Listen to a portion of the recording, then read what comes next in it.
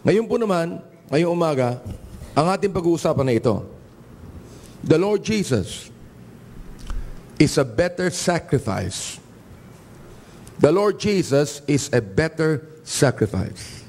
Ang Panginoong Jesus ang mas mahusay na sakripisyo.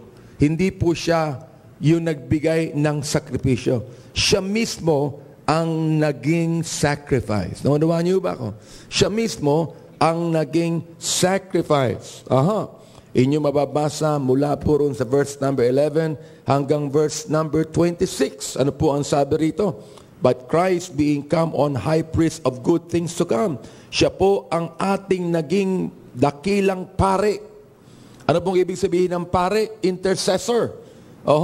Anong ibig sabihin ng pare, mga kaibigan? Siya ang i-introduce sa atin sa Diyos. Si Kristo po ang gumagawa niyan sa atin. By a greater and more perfect tabernacle, not made with hands, that is to say, not of this building. Hindi po itong building na ito, hindi po ang ating katawan, kundi mismo ang katawan ng ating Panginoong Jesucristo. Babasa po ninyo mula sa verse number 12, ginamit dito yung mga blood of goats and calves.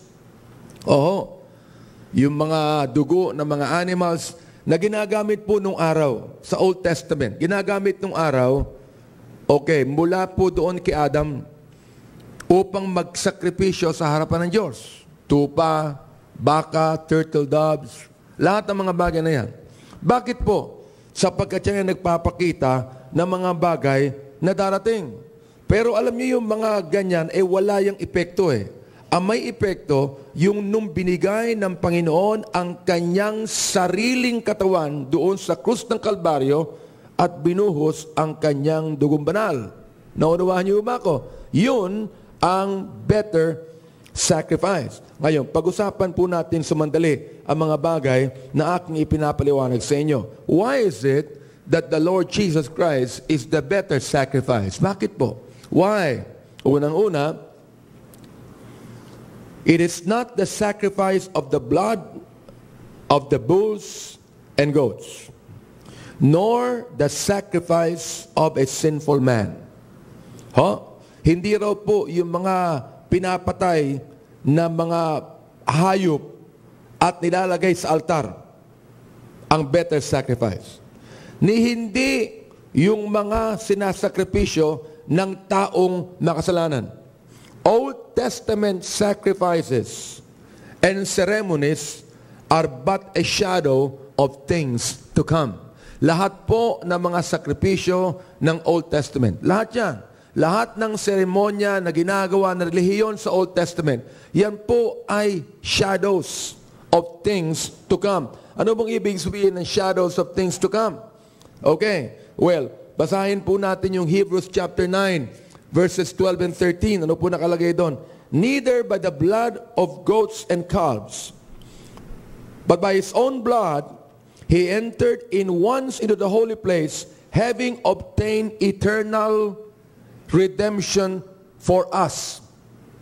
For if the blood of bulls and of goats and the ashes of an heifer sprinkling the unclean sanctifieth to the purifying of the flesh. Maaari pong yung dugo ng baka, yung dugo ng kambing, yung dugo ng tupang yan, maaaring yan ay nagpapalinis ng ating laman, pero hindi po yan naglilinis ng ating kaluluwa sa lahat ng kasalanan. Sino pong gumagawa niyan? Ang Panginoong Hesus. Nung siya ay namatay sa krus ng Kalbaryo, siya lamang at ang dugo niya ang maglilinis ng lahat ng ating mga kasalanan. Alright. Colossians chapter 2, verses 16 to 17. Gusto ko maunawaan po niyo to. Ano mo sinasabi? Let no man therefore judge you in meat, or in drink, or in respect of a holiday, or of the new moon, or of the Sabbath day, which are a shadow of things to come, but the body is of Christ. Hindi raw po tayo dapat hatulan kung nag-oobserba ho tayo ng araw, nag-oobserba tayo ng holiday, nag-oobserba tayo ng mga araw na ginagawa natin banal, tulad po malapit ng Holy Week. At madimit. Pinofocus natin ang ating kaisipan doon sa araw at Holy Week more than doon sa taong nagbigay ng kanyang buhay. Alright. Now, anong sabi dito? Yung mga bagay na yan ay anino ng mga bagay na darating. Shadows of things to come. Lahat ng mga bagay na yan ay wala na. Tapos na sapagkat dumating na ang Panginoong Jesucristo. Hindi na po natin kailangan yung mga ceremonies na yan. Why? Because Jesus Christ came already. Naunawaan niyo ba ako? We do not need any more of those religious ceremonies. We do not need any more of those holy days and traditions and all of those rituals. Why? Because Jesus Christ already came. And the only thing that we must do is what?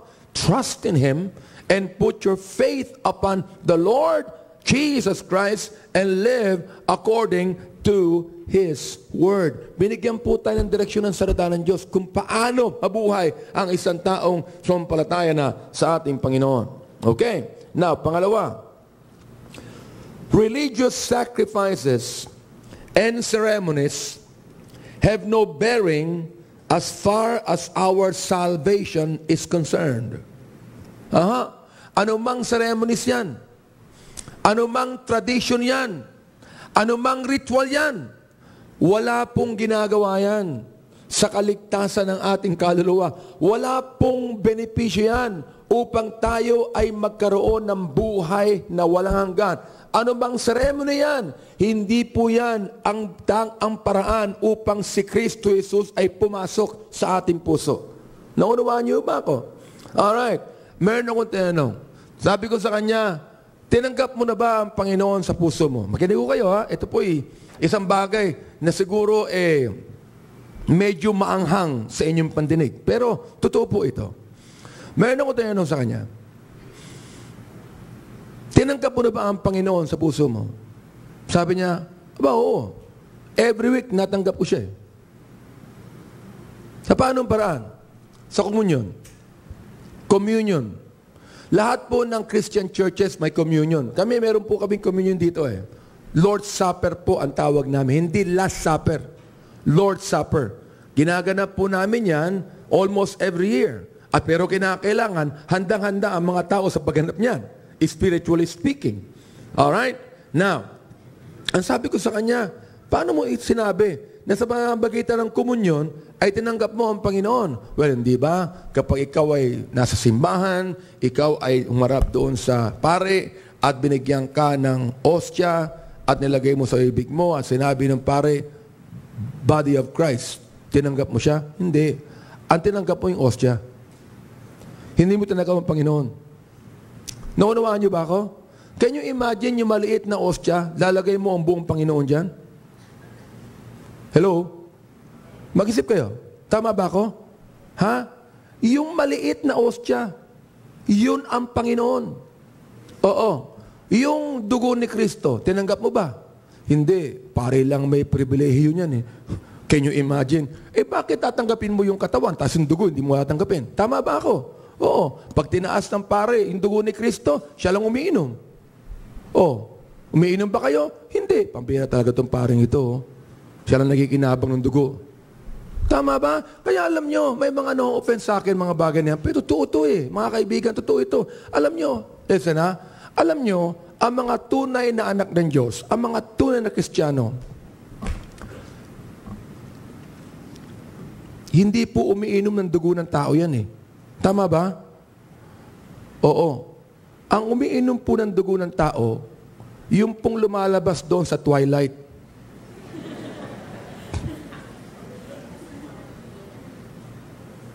Anong tawag doon? Ayun, see? Okay. Ang tunay na Kristiyano hindi kumakain ng katawan ng tao. Hindi ba?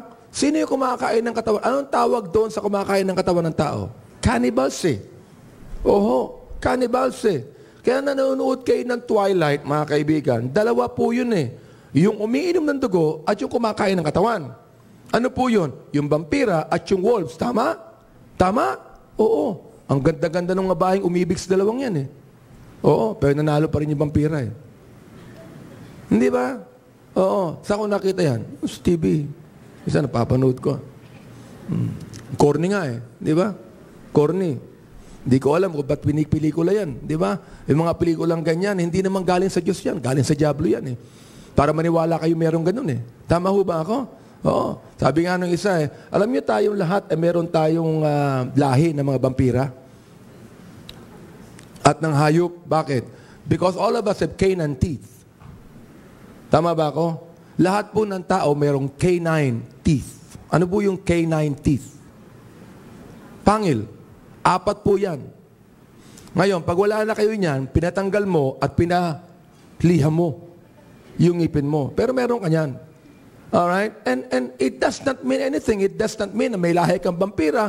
It doesn't mean may lahi kang cannibal o hayop. It's only that God designed that. Oo. Hindi po umiinom ng dugo ang tao, hindi kumakain ng laman ng isang Kristiyano, hindi po yun ang ibig sabihin ng pagtanggap kay Kristo. Oho. Kaya nga merong isang biro na ibinigay. Itong dalawang ito ay nangumunyo isang araw. At yung isa, yung pare, galit sa kanya Alright? Kaya nga nangumunyo, yung isa binigyan ng ostya, sabing body of Christ. Alright? Yung pangalawa, dahil may galit sa kanya yung pare, tinanggal yung butones ng kanyang abito, nilagay doon sa body of Christ. Hindi mo tunaw-tunaw, di ba? Butones na ganyan kalaki, hindi mo tunaw-tunaw. Paglabas nila, nag-uusap sila, pare, ano ba natanggap mo? Ano, ostya? Pare, mambira. Natanggap ko, hindi matunaw. Buto yata ni Kristo yung natanggap ko. Can you imagine?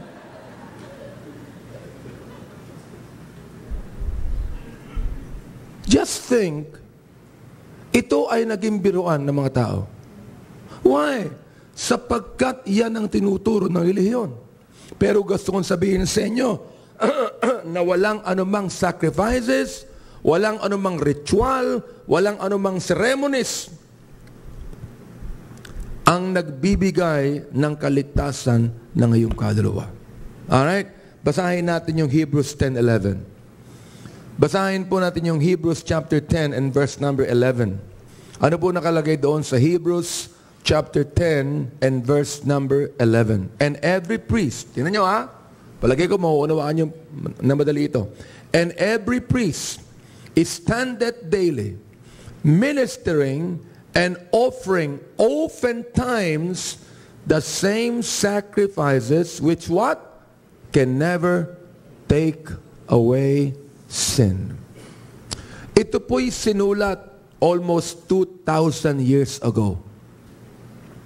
Sinulat po yan sa Bible almost 2,000 years ago. Tanong, yan po ba ay tama pa rin ngayon? Opo. Yan po ba ay ginagawa pa rin ng maraming mga pari ngayon?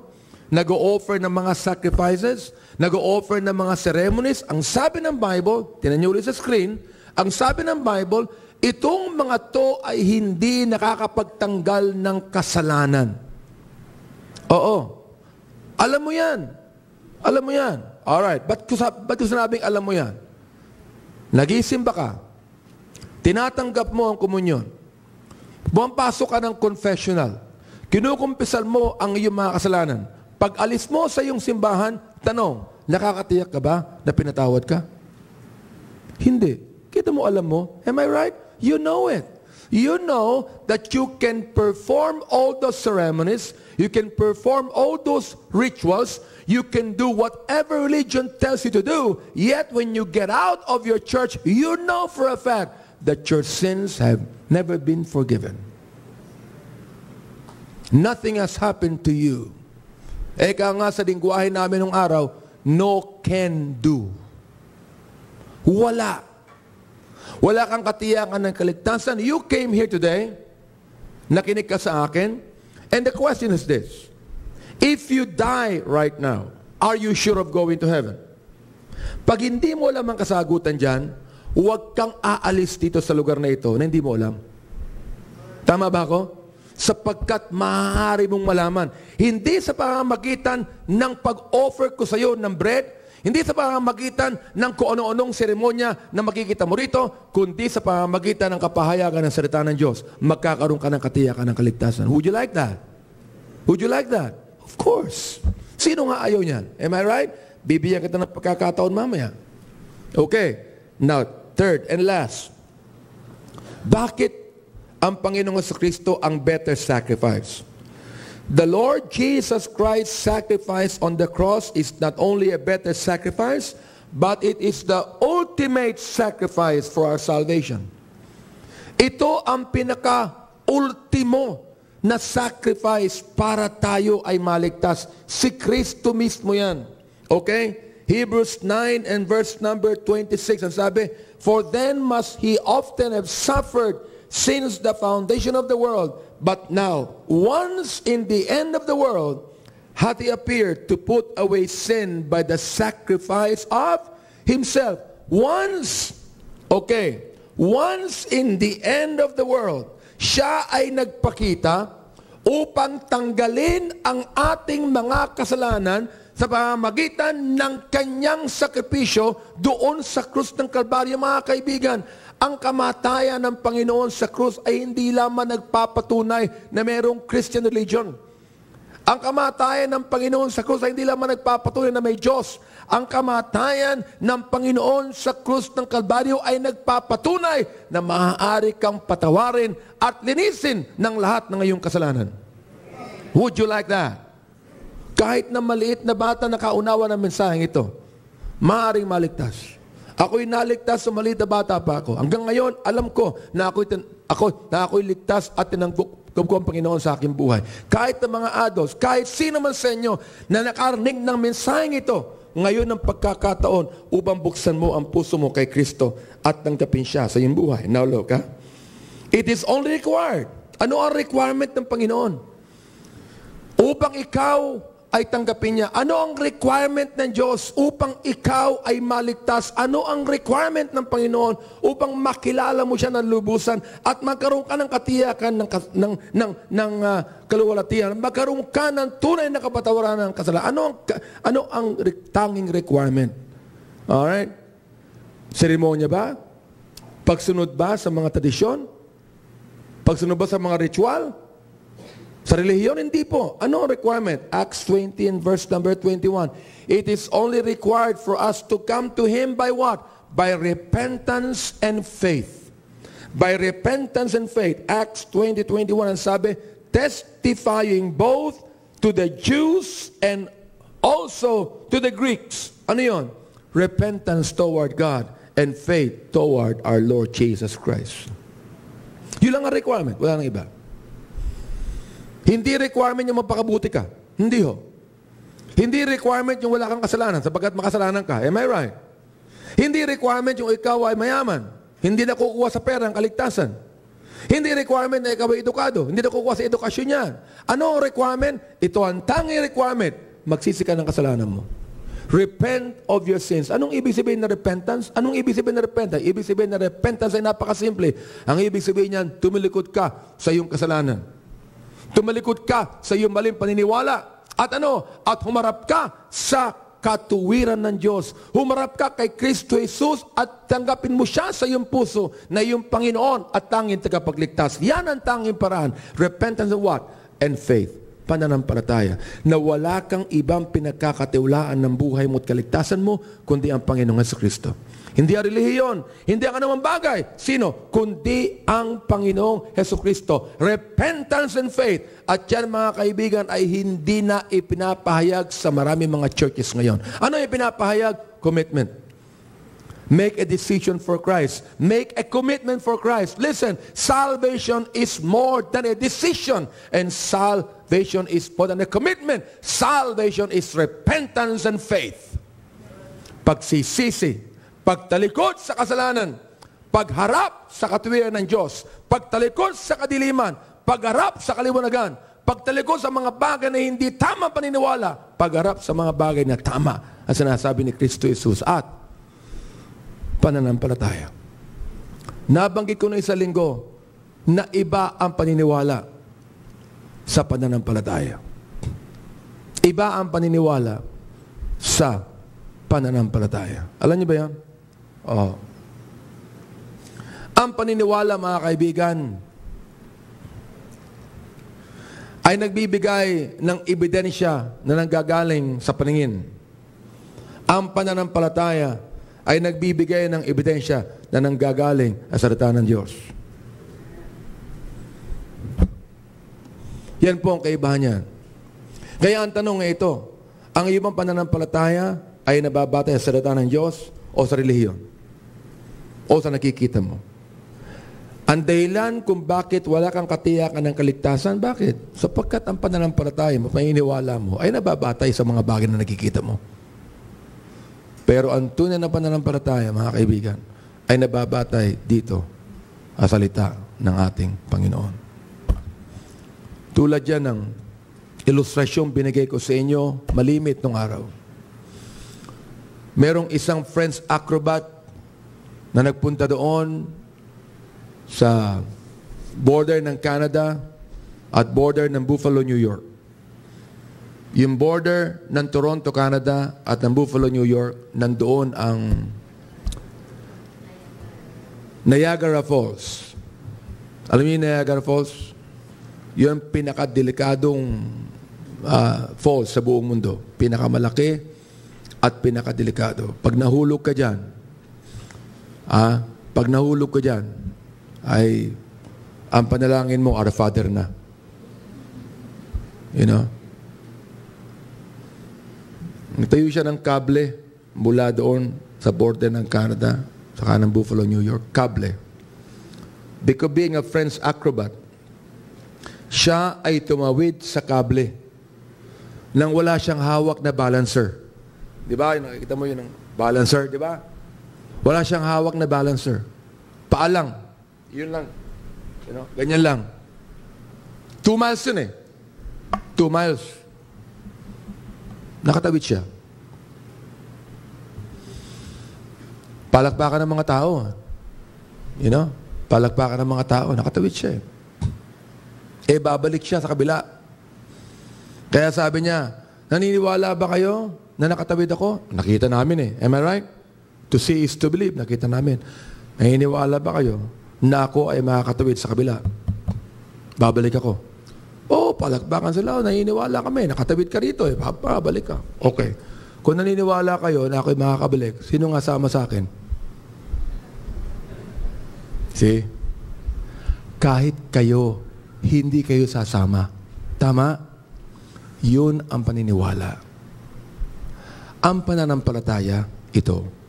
Ang sabi ng Biblia, sapagkat gayon na lamang ang pag-ibig ng Diyos sa buong sanglibutan, na Kanyang ibinigay ang Kanyang buktong na anak, si Kristo Jesus, na namatay sa krus ng Kalbaryo, upang ang sino mang sa Kanya ay sumampalataya ay huwag mapahamak, kundi magkaroon ng buhay na walang hanggan. Anong ibig sabihin nun? Alright. Ito ang ibig sabihin nun. Naniniwala ka ba na isang araw si Kristo'y naparito? Naniniwala ka ba na isang araw si Kristo ay nabuhay ng perfect? Oo. Bakit? History. Di ba? History yan eh. Oo. Bakit? Religion says it. Oo. Naniniwala ka ba? Alright? Na si Kristo ay namatay doon sa krus ng Kalbaryo? Yes, naniniwala ako. Pinili ko na pa nga ni Mel Gibson yan eh. Am I right? Oo, naniniwala ako dyan. Naniniwala ka ba na si Kristo ay nabuhay na maguli? Uy, sabi nila eh. Di ba? Kita mo? Puro sabi nila, puro nakita ko, puro history, things like this. Naniniwala ka ba na kapag sumampalataya ka sa Kanya, bibigyan ka ng buhay na walang hanggan at isasama ka niya sa Kanyang kaharian? Teka. Mukhang malabo na yata yan, di ba? Yun ang kaibahan ng paniniwala sa pananampalataya na nababatay sa salita ng Diyos. Mga kaibigan, ngayong umaga, hindi ko sanabing maniwala ka. Ang gusto kong sabihin, manampalataya ka. Alright? Manampalataya ka sa hindi mo nakikita, kundi ang ebidensya ay ang salita ng Diyos. Ngayong umaga, narinig mo mensahe. Mensahe ng Bible ito, hindi ko mensahe ito. Ito po ay salita ng Diyos na inspired, salita ng Diyos na kinasihan ng Diyos. Salita ng Diyos na may kapangyarihan, the power of God unto salvation. And this power today is being given to you. And you can open your heart to Jesus Christ and say, Lord Jesus, I receive you into my heart. Tinatanggap kita sa aking puso. Nagsisisi ako ng aking mga kasalanan. Sumasampalataya ako sa iyo ngayong umaga. Bigyan mo ako ng buhay na walang hanggan. Ngayong umaga, hindi mo kinakailangan tumawid ng kable. Hindi mo kinakailangan lumuhod sa harapan ng pari o pastor. Hindi mo kinakailangan ikumpisa ang kasalanan mo sa isang tao. Hindi mo kinakailangan kumain ng ostya o minom ng alak. Hindi mo kinakailangan ang anumang seremonya. Ang kailangan mo lang ay tanggapin mo na ikaw makasalanan. Alam mo na ikaw walang katiyakan ng kasigtasan. Alam mo ikaw napapahamak. At kapag inimbitahan kita na lumapit sa harapan at nais umaligtas, lalapit ka. Sabihin mo, kailangan kumaligtas. Paglapit mo dito, hindi yung paglapit mo ang kaligtasan mo, kundi yung pagtanggap mo kay Kristo. Paglapit mo rito, ibig sabihin, gusto mo tanggapin ang Panginoon. Alright? Nais mo lamang sabihin publicly, ako'y lumalapit sapagkat gusto kong tanggapin ang Panginoon sa aking buhay. May kakausap sa iyo sa harapan.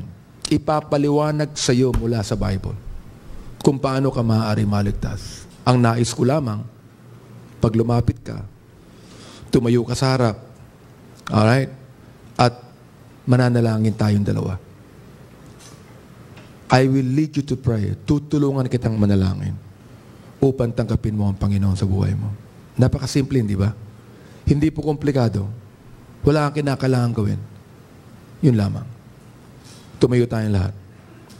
Alright? Tumayo po tayong lahat. I want the soul winners to prepare. I want you to look and see. I want you to lead people to Jesus Christ. I prayed much for this. And I think you also did it. I want you to look around and look at those visitors, and if they really would like to know Christ, ask them if they want to know Christ without forcing them. Ask them. Manalangin po ako. Ipapanalangin kita. Pagkatapos ko manalangin, aawit ho tayo ng awit paanyaya. Invitation song. I want to invite you to come. Mula sa bata hanggang sa matanda. I'd like to invite you to come. I'd like you to come forward. Tumayo ka lang sa harapan ko. Punuin natin itong buong ito. Kung talaga nais mong maligtas at tumanggap sa Panginoong Kristo. Sasamahan ka ng mga workers namin. Okay? Dakilang Diyos, salamat po sa inyong pag-ibig. Salamat po sa inyong salita. Napakasimple po ng kapahayagan ng kaligtasan. And I'm praying right now for these people, Lord. Lord, you know everyone's heart today. You know the heart that needs you. You know the heart that's throbbing for you. Lord, alam mo ang puso ng bawat isang nangangailangan sa inyo. Inihiling ko po na sila'y lumapit at tunay ngang buksan nila ang kanilang puso sa inyo, tanggapin si Kristo Jesus na namatay sa krus ng Kalbaryo at nabuhay na maguli sa kanilang mga buhay. Salamat po sa inyong pag-ibig sa amin. Ito pong amin dalangin. Sa pangalan ni Jesus. Amen. Just as I am, I just want you men who are now in front to just lead them here to stand before me. Alright? And if you're willing to come, do not hesitate to come. Just come and stand here. Okay? And then we're going to pray together. Would you do it? As we sing the first verse, nais kong ikaw'y lumapit ngayon at tumayo rin sa harapan ko. Kung nais mong tanggapin ang Panginoon sa buhay mo. Okay?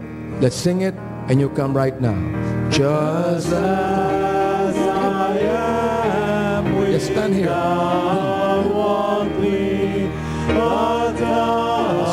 Muna kayo sa akin. Amen. Was shed for me, and come on. Sino po rito? Come. Kung kayo may lumapit, just come right here. Alright? Don't be ashamed to come. Come on. Mother, father, binata't dalaga, sino man sa inyo, naunawaan nyo ang mensahe, lumapit lamang kayo rito. Come right now. Come on. Sino po? Dito. Dito po sa atin. Wag ko kayong mahiya lumapit. Just come. Just come. Aliw kayo. Young lady, young man, that's good. Amen. Just come right here. Sino pa nais lumapit? Halika kayo.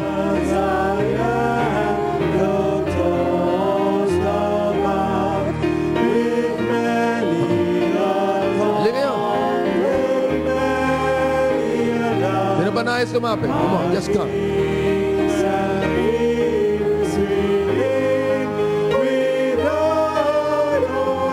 Alright. Meron pa ho ba rito sa site na ito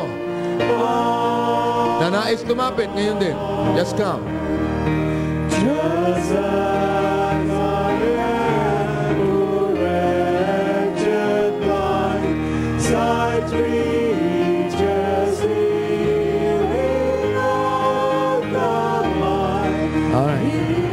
Move right here.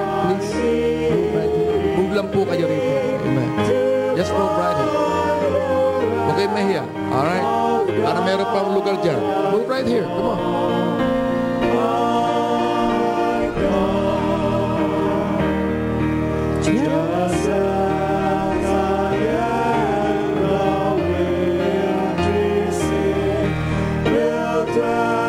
Sino po ang nais lumapit?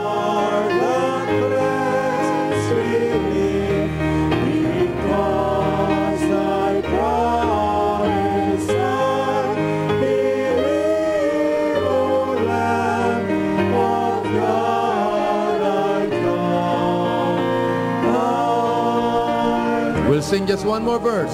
Isa lang verse ulit ng first verse, okay? At sino pang nais lumapit, nahihiya ka lamang, huwag kang mahiya. Kung kailangan mo ang Panginoong Jesus, ba't di ka lumapit sa harapan? Upang masettle itong problema ng kasalanan sa buhay mo. Okay?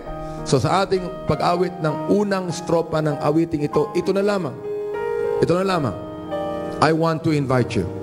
I want to invite you to come here. All right? Right now. As we sing the first verse one more time. Let's sing it. Just as, come on.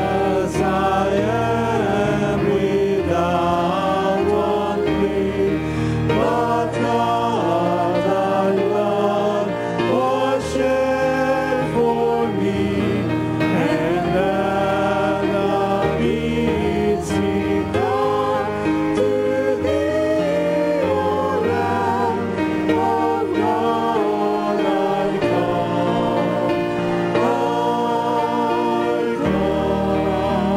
Alright.